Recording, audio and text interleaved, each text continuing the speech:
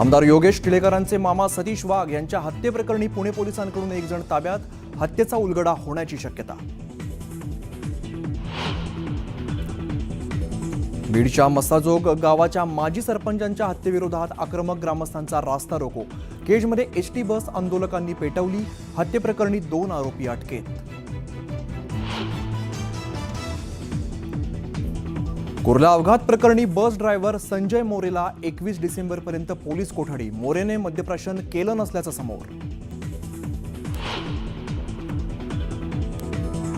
EVM विषयी बोलण्यापेक्षा आधी सुप्रिया सुळे आणि रोहित पवारांचा राजीनामा घ्या, गोपीचंद पडळकरांचा पवारांवर निशाणा. घळ लुटणारा गावात आला होता, पराभव होत असल्याचं समजताच आरोप प्रत्यारोपांना सुरुवात. सदाभाऊ खोत यांचा पवारांना टोला. बांगलादेशात हिंदूंवरती होणाऱ्या अत्याचाराविरोधामध्ये हिंदू आक्रमक.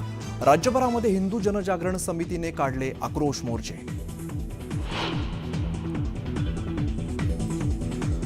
पोलिसांना बाजूला करा, भारतातील बांगलादेशींना आम्ही शिल्लक ठेवणार नाही. नितेश राणेंचा हिंदू आक्रोश मोर्चातून एल्गार.